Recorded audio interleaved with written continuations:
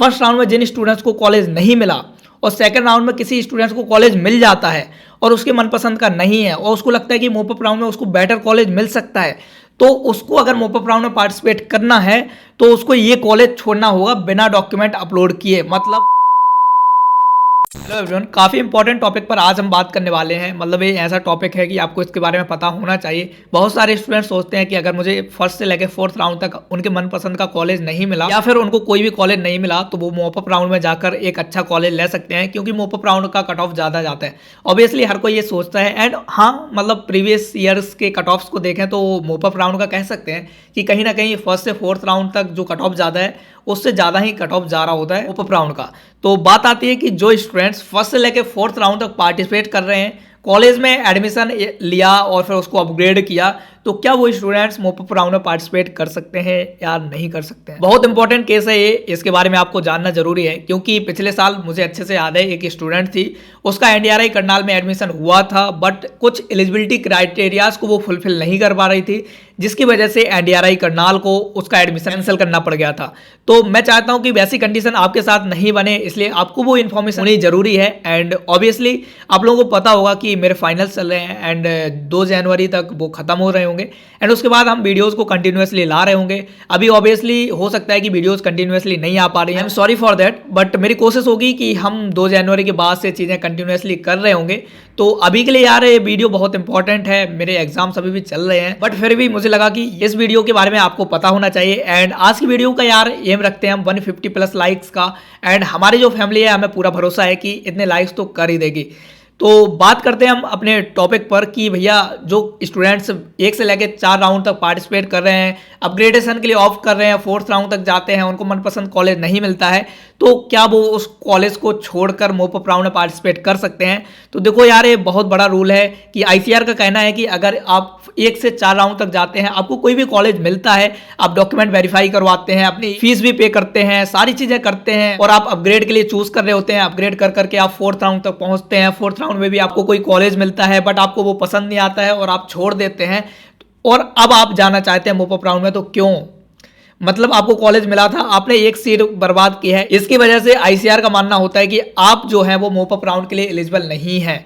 मतलब जिन स्टूडेंट्स को 1 से लेकर 4 राउंड में किसी भी राउंड में कॉलेज मिला है और उन्होंने डॉक्यूमेंट वेरीफाई करवाए, सब कुछ करवाया, बट एडमिशन लास्ट में कैंसिल आउट कर दिया, तो वो स्टूडेंट्स मोप अप राउंड में पार्टिसिपेट नहीं कर सकते हैं। यानी कि अगर आपको कॉलेज चाहिए है आईसीआर में, 1 से लेकर 4 राउंड में कोई भी कॉलेज मिला है, तो आपका वही कॉलेज फाइनल होगा। अगर आपने वो कॉलेज छोड़कर ये सोचा कि आप मोप अप राउंड में पार्टिसिपेट कर लेंगे, तो इन्होंने क्लॉज नंबर 4 में सीधा सीधा लिख रखा है कि the candidate who already stand admitted denied admission on the ground that they did not meet the prescribed eligibility requirements in the previous rounds 1 to 4 are not allowed to participate in the mop up round of counselling. तो ये जो इनका clause है सीधा सीधा कह रहा है कि अगर आपको 1 से लेकर 4 में किसी भी राउंड में कोई भी कॉलेज मिला है और आपने ऑप्ट किया एडमिटेड का या डिनाई का, तो उसके बाद आप मोप अप राउंड में पार्टिसिपेट नहीं ले सकते हैं, आप एलिजिबल ही नहीं होंगे मोप अप राउंड में।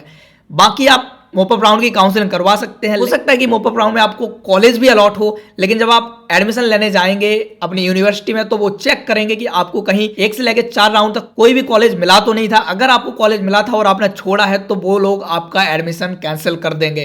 तो ये बात ध्यान रखना, अगर आपको मोप अप राउंड में पार्टिसिपेट करना है तो इनका एक रूल है कि आपको 1 से 4 राउंड में कोई भी कॉलेज नहीं मिले तो आप पार्टिसिपेट कर सकते हो।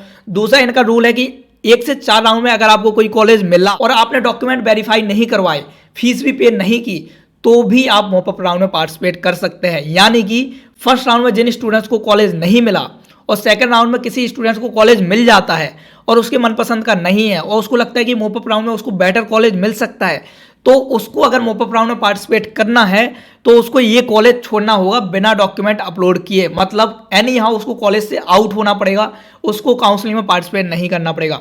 फिर ना तो वो थर्ड राउंड में जा पाएगा ना फोर्थ राउंड में जा पाएगा। लेकिन ध्यान रखना, आप भले सोच रहे हो कि आपको मोप अप राउंड में अच्छा कॉलेज मिल जाएगा, बाय चांस अगर कट ऑफ ऊपर नीचे हुआ तो आपको मोप अप राउंड में बहुत रिस्क हो सकता है, जरूरी नहीं कि उससे बेटर कॉलेज मिले।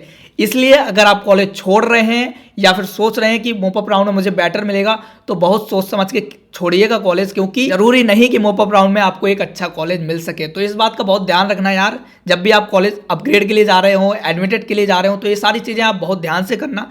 मोपअप राउंड में कुछ ज़रूरी नहीं है कट ऑफ कितना जाए, ऑब्वियसली कह सकते हैं कि ज़्यादा जाएगा, बट किसी को नहीं पता, इसलिए लक पर बेस्ड मत रहो यार। अपने जो भी चीज़ें चल रही है उस पर देखो। अगर आपको सेकंड राउंड में ठीक ठाक कॉलेज मिल जाता है तो मेरे हिसाब से आप अपग्रेड के लिए जाइए, थर्ड में जाइए, फोर्थ में जाइए। फोर्थ में जो भी आपको कॉलेज मिलता है उसको ले लीजिए, क्योंकि अगर आपने कॉलेज नहीं लिया तो वो आप आईसीआर की काउंसलिंग से कंप्लीट बाहर हो जाएंगे। आप मोपअप राउंड में भी नहीं जा सकते क्योंकि आपने अपग्रेड के लिए चूज़ किया, और अपग्रेड से पहले आपको डॉक्यूमेंट वेरीफाई करने पड़े होंगे, आपने फीस भी पे की होगी। अगर आपने डॉक्यूमेंट वेरीफाई करवाए तो उसका सीधा सीधा मतलब है कि आपने एडमिशन लिया है यूनिवर्सिटी में और आपने सब कुछ पता था, बट स्टिल आप उसके बाद सीट छोड़ रहे हैं, तो आप एलिजिबल नहीं होते हैं कि आप मोपअप राउंड में पार्टिसिपेट कर सकेंगे।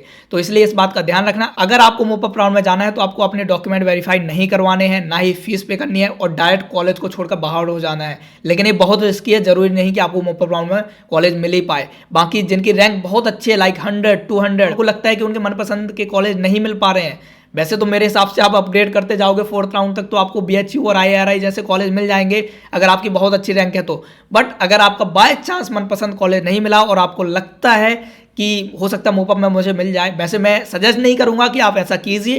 बाकी अगर आपको बाय चांस इस बात की इन्फॉर्मेशन होनी चाहिए, इसलिए मैं बता रहा हूं कि अगर आपको मोपअप राउंड में जाना है तो फिर इन कॉलेजेस को छोड़ना होगा डायरेक्टली, बिना डॉक्यूमेंट को वेरीफाई करे। तो ये बात आपको पता होनी चाहिए। अगर आप कुछ ऐसा सोच रहे हैं मोपअप राउंड के बारे में तो इस चीज के बारे में बहुत अच्छे से ध्यान रखना। और जिन स्टूडेंट को 1 से लेकर 4 तक कोई भी कॉलेज अलॉट नहीं होता है तो वो तो डायरेक्टली एलिजिबल होंगे मोपअप राउंड के लिए। और मोपअप राउंड में आपको अलग से फीस देने की जरूरत नहीं है, अलग से रजिस्ट्रेशन करने की जरूरत नहीं है। अलग से सिर्फ वही लोग रजिस्ट्रेशन कर रहे होंगे जिन्होंने 1 से लेकर 4 तक की काउंसलिंग में रजिस्ट्रेशन नहीं किए थे, फ्रेशली वो रजिस्टर हो रहे होंगे मोपअप राउंड में, तो उनको फीस भी देनी पड़ेगी 500 और रजिस्ट्रेशन भी करने पड़ेंगे। लेकिन जो स्टूडेंट्स पहले से ही काउंसलिंग करवा रहे हैं उनको ना तो फीस देनी है ना ही रजिस्ट्रेशन करना है, बस चॉइस फिलिंग अलग से करनी होगी। वो देखो वो सारी चीज़ें हम अलग से कर रहे होंगे। आपका जो मोपअप राउंड है वो 28 जनवरी के बाद हो रहा होगा, तो वो सारी चीज़ें हम यहाँ कर रहे होंगे।